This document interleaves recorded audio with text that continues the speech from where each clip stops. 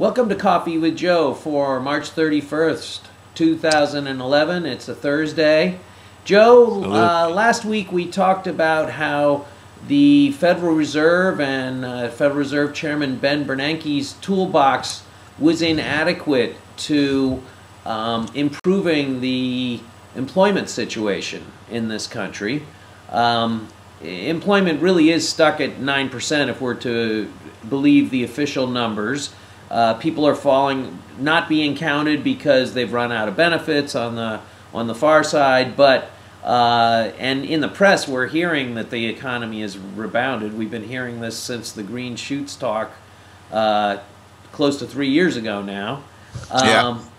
But his tools, he can increase the money supply through quantitative easing, which right now is being manifest by the Federal Reserve creating money out of thin air to buy U.S. Treasury debt from the primary lenders, getting more money out into the economy in a certain way, but that's not trickling down to the real economy where people live and work, the M1 and M2 money supply.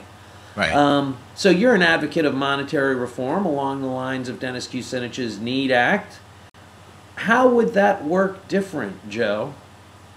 How I mean, you claim that that's the tool that we need to have in order to achieve full employment and and the economy running up to its full potential. If you take a look at the vehicle by which the bill enables the Treasury to create money and pay it into existence, Pete, okay, it's basically by paying for government services, Pete, okay? And those government services that receive payments are either recipients of government, like those unemployed, or Social Security recipients, or other services that the government pays for, be they health or education or what have you, okay? It's either that or somebody that's contracting with the government to provide the government with some kinds of, goods or whatever they are, okay? And Pete, all of those things really represent activity at the M1 and M2 level of the economy. And that's really the reason, okay? And I'm not saying that, somebody who receives, payment for a contract service can't go out and invest that money in the futures for oil. I'm not saying that, But what I'm saying is that it represents a payment for a good or a service produced. And because it represents payment for a good or service produced or consumed, it means that the money must, in fact, enter the economy, really, Pete, enter the economy at the M1, pretty much the M1 level, but also, let's say, the M2 level, because it's transformed into savings, what we're calling savings, accounts. So what we have is that the demand push on the economy.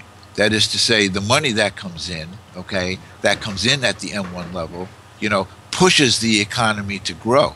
And, really, all money, Pete, should come into existence that way. But I say that way, through that route. Because that's what prevents, the private bankers, the investment bankers, the guys that are up at the top, seeing the money come down through the so-called high-powered money mechanisms into the special banking circle up there, those preferred guys, and then for them taking that and for doing something with it that gives them the best return, Pete, for holding and transacting that money, Pete, the best return, and then that in turn, gets to drive up, the cost of somebody's stock portfolio or somebody's mutual fund, and they get that income that they then going to spend, Pete. That's kind of the difference of the mechanics, Pete, of how the money system works now and really ought to work. That the first thing that ought to happen with the money is that it should be properly, paid into existence so that real people have real money by which to demand, out of the economy something for their payment. So I think, that's the reason, Pete, why that aspect of the Kucinich bill would result in real growth in the economy as opposed to asset inflation, which is what's happening with Bernanke's method. Your dad had a name for this approach to the money supply. What was it? He called it the proper and priority use of the money supply. Okay, and my dad's method went much further than the Kucinich bill, Pete, because he said all money ought to come into existence at the level of through the congressional process. Okay, all new money. All new money ought to come into so that is to say, whereas Kucinich takes 25% of the money and it goes to the states and therefore congressional districts.